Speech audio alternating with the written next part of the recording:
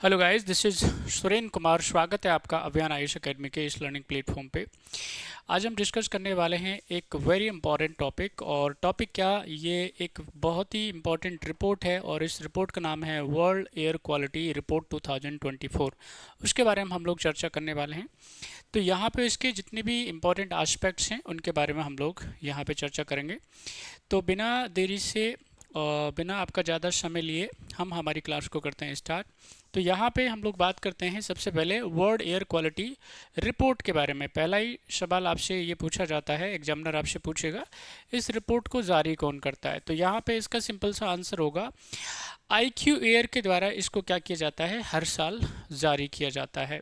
यहाँ पे IQ air का मतलब क्या होता है, फर्स्ट इन एयर क्वालिटी, यानी यहाँ पे वायु की गुणवत्ता श्रेष्ठ होती है, अच्छी होती है, उसको क्या किया जाता है, प्रथम स्थान दिया जाता है। तो यहाँ पे आईक्यू एयर की अगर चर्चा करी जाएगी तो यहाँ पे ये क्या है, एक स्विस बेस्ड टेक्नोलॉजी कंपनी है जो लगातार क्या है, एयर के संबंध में तमाम सॉल्यूशंस प्रोवाइड करने का काम करती है।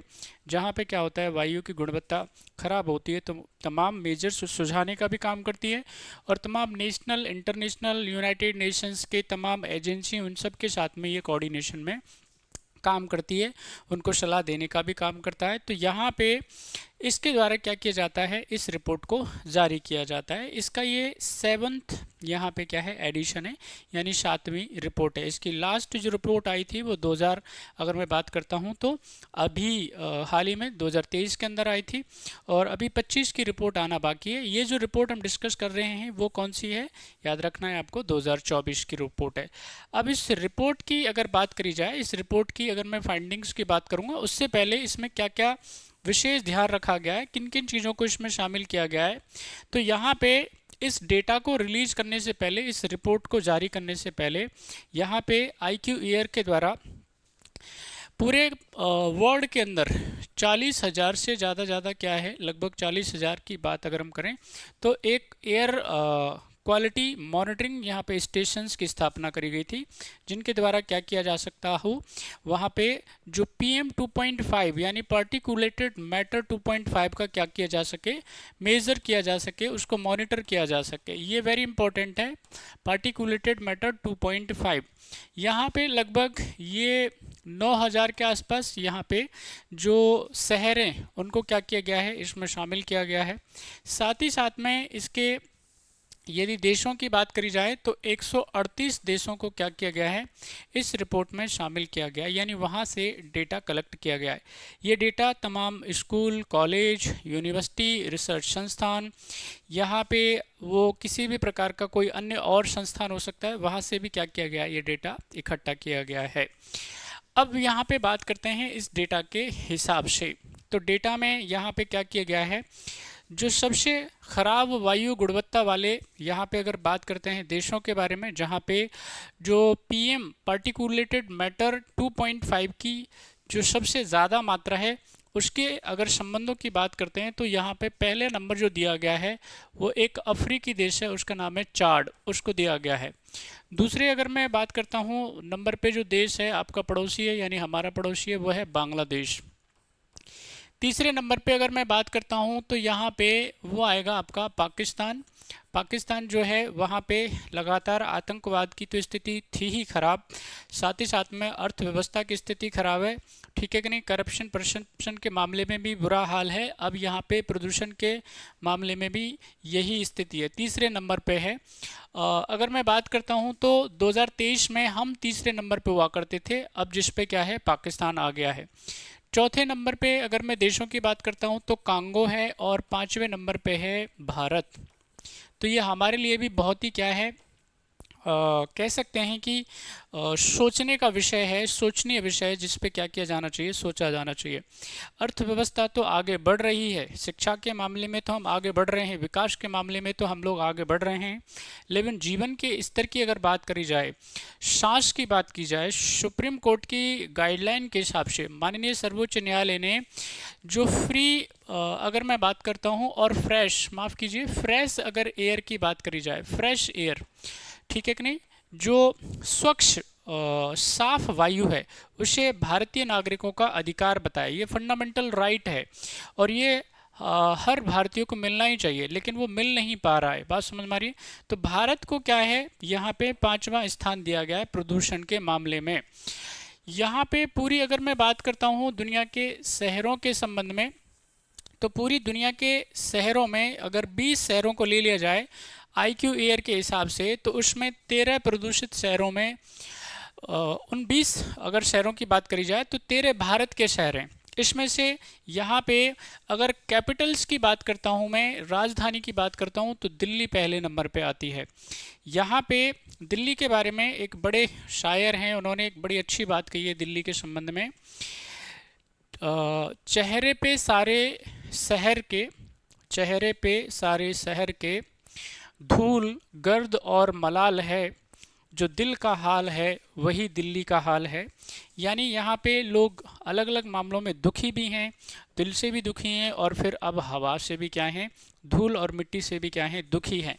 तो दिल्ली को अभी लगातार क्या है, फर्स्ट यहाँ पे रैंकिंग दी जा रही है। मेट्रोपॉलिटन सिटीज़ की अगर बात करी जाती है तो मेट्रोपॉलिटन सिटीज़ में असम का यहाँ पे क्या है, यहाँ पे एक सिटी है, एक शहर है जिसका नाम है बर्नीहाट। उसको क्या किया गया है, यहाँ पे ये बर्नीहाट को लगातार ये दूसरा स्थान हमारे देश में मिल रहा है दिल्ली के अलावा। तो ये काफ़ी सोचनीय विषय है। इसके अलावा आपका फरीदाबाद है, इसके अलावा भिवाड़ी है आपका, ठीक है कि नहीं। इसके अलावा यहाँ पे अगर मैं बात करता हूँ तो लूनी, ये तमाम हमारे क्या हैं, 13 शहर हैं जो कि क्या हैं, दुनिया के 20 जो प्रदूषित शहर हैं उनमें स्थान रखते हैं। तो ये कोई प्राउड करने वाला कोई मूवमेंट नहीं है, गर्व करने वाली बात नहीं है, ये सोचने की बात है और ये काम करने की बात है। तो यहाँ पे ये जो प्रदूषण है वो अलग अलग प्रकार की समस्याएं पैदा करता है। यहाँ पे प्रदूषण ने हमारे देश में जो एवरेज लाइफ एक्सपेक्टेंसी है उसको क्या कर दिया है, 5 साल कम कर दिया है। और दिल्ली जैसे, बॉम्बे जैसे शहरों में तो ये 5, 7 और 10 साल तक भी जा रहा है। तो ये काफ़ी गंभीर मुद्दा है जिसको लेकर के सरकारों को क्या है, सोचने की आवश्यकता है और इस रिपोर्ट को अकाउंट करने की आवश्यकता भी है। अब यहाँ पे अगर मैं बात करता हूँ किसके बारे में, इस रिपोर्ट के अलावा की अगर चर्चा करी जाए तो यहाँ पे सवाल आता है कि भाई पॉल्यूशन होता क्या है, किसको हम लोग प्रदूषण कहते हैं, और फिर यहाँ पे प्रदूषण के कितने प्रकार होते हैं। फिर हम लोग बात कर लेंगे थोड़ा सा एयर पॉल्यूशन के बारे में, जो अक्सर आपसे यहाँ पे पूछे जाने की संभावनाएं रहती है। तो प्रदूषण की जब हम बात करेंगे तो क्या है, प्रदूषण का सीधा मतलब क्या होता है, जब भी वातावरण में, पर्यावरण में अवांछित तत्व आकर के मिलते हैं जिससे आबो हवा यानी बायोटिक और अबायोटिक जो एलिमेंट है अगर क्या हो जाता है, डिस्टर्ब हो जाता है, गैसियस कंपोजिशन डिस्टर्ब हो जाता है, तो ऐसी स्थिति को हम प्रदूषण कहते हैं। अब यहाँ पे ये प्रदूषण कई प्रकार का होता है। यदि मैं बात करता हूँ प्रदूषणों के बारे में तो पहले नंबर पे हम लोग रख लेते हैं किसको, एयर पॉल्यूशन को।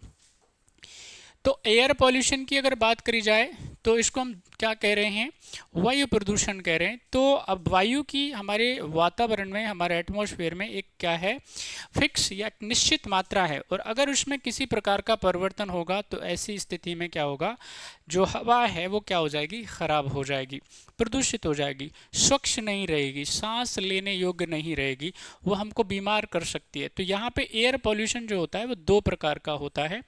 यहाँ पे हम इसको पॉल्यूटेंट की मात्रा के हिसाब से भी बात कर सकते हैं और उसमें पॉल्यूटेंट के आधार पे भी। तो यहाँ पर जो प्राइमरी जो पॉल्यूटेंट है, मैं अगर कहूँ आपके इसके बारे में, यानी प्राइमरी पॉल्यूटेंट जो है हमारे पास में वो कौन सा है भाई, कार्बन डाइऑक्साइड गैस आ जाती है आपकी, कार्बन मोनोऑक्साइड गैस आ जाती है इसके अंदर। हम इसमें शामिल कर सकते हैं आपका यहाँ पे सल्फर डाइऑक्साइड को भी, नाइट्रोजन डाइऑक्साइड को भी हम इसमें शामिल कर सकते हैं। मैं यहाँ पे लिख देता हूँ। तो इधर आपका कार्बन, यहाँ पे हम बात कर लेते हैं डाइऑक्साइड के बारे में, इधर हम लोग बात कर लेते हैं कार्बन मोनोऑक्साइड भी इसमें शामिल कर सकते हैं आप लोग, सल्फर डाइऑक्साइड भी, नाइट्रोजन डाइऑक्साइड भी इसमें शामिल कर सकते हैं, पीबी यानी लेड भी इसमें शामिल कर सकते हैं, CH4 यानी मीथेन को भी यहाँ पे प्राइमरी पॉल्यूटेंट काउंट किया जाता है। इसके अलावा यहाँ पे हम लोग शामिल कर सकते हैं, वेरी इंपॉर्टेंट है जिस पे रिपोर्ट है ये, वो है PM 2.5 यानी पार्टिकुलेटेड मैटर 2.5, ये क्या है, बहुत ही बारीक, बहुत ही महीन से यहाँ पे क्या है, ये मॉलिक्यूल होते हैं, हवा में घूमते रहते हैं, और जब हम श्वसन करते हैं, ऑक्सीडेट करते हैं, तो फिर ये हमारे अंदर चले जाते हैं और फिर ये क्या करते हैं, हमको परेशान करते हैं। लंग्स रिलेटेड डिजीज जो हैं वो ये पैदा करते हैं, सांस लेने में कठिनाई पैदा करते हैं। तो ये सारे के सारे क्या हैं, प्राइमरी पॉल्यूटेंट हैं। अगर मैं बात करता हूँ सेकेंडरी पॉल्यूटेंट के बारे में, तो एयर के जो एयर पोल्यूशन के सेकेंडरी पॉल्यूटेंट हैं उसमें हम लोग फ्लाई एश को शामिल कर सकते हैं। फ्लाई एश के अलावा इसमें फोटोकेमिकल स्मोक को हम लोग शामिल कर सकते हैं। तो ये क्या है, विशेष तौर पे हम इसको एयर पोल्यूशन के संबंध में देखते हैं। और डिटेल में आप अगर सारे बच्चे देखना चाहते हैं तो इस पर एक अलग से मैंने वीडियो बनाया हुआ है एयर पोल्यूशन पे, आप प्लीज़ जा करके उसको देख लीजिएगा, बहुत डिटेल में वीडियो है, काफ़ी इंपॉर्टेंट है, वो देख लीजिएगा। इसके अलावा और भी हम क्या है, प्रदूषण पढ़ते हैं, पॉल्यूशन पढ़ते हैं, जिनको हमने एक एक करके आपको यहाँ पे हमारे इसी चैनल पे आपको ये मिल जाएगा। उसमें आप यहाँ पे क्या कर सकते हो, वाटर पॉल्यूशन डिटेल में पढ़ सकते हो एक्ट के साथ में। आप इसके अलावा यहाँ पे क्या पढ़ सकते हो, अगर वाटर पॉल्यूशन के अलावा नॉइज पॉल्यूशन इसमें पढ़ सकते हो। यहाँ पे आप रेडियो एक्टिव कंटामिनेशन को भी पढ़ सकते हो, देख सकते हो उसको जा करके। सॉइल पॉल्यूशन इसमें आराम से जा करके देख सकते हो आप। ई वेस्ट, यानी यहाँ पे जितने भी प्रकार के पॉल्यूशन हो सकते हैं वो सारे के सारे हमने क्या किए हैं, डिस्कस किए हैं। तो आप एक बार प्लीज़ जा करके उनको देख लीजिएगा। अब यहाँ पे आप मुझे कमेंट करके बताइएगा सारे बच्चे, जो मेरा आपसे सवाल है, यहाँ पे अक्सर हम रोज़ाना ही आपसे क्या करते हैं, इस पे सवाल पूछते हैं। मेरा सवाल है, पहली बारी यहाँ पे AQI के द्वारा यहाँ पे अपना जो इंडेक्स है, अपना रिपोर्ट है, वो कौन से साल जारी किया गया था, आप कमेंट करके बताइएगा। बाकी कल मिलते हैं आपसे किसी और इम्पोर्टेंट टॉपिक पे, तब तक ख्याल रखें अपना, पढ़ाई ज़रूर करते रहें। जय हिंद।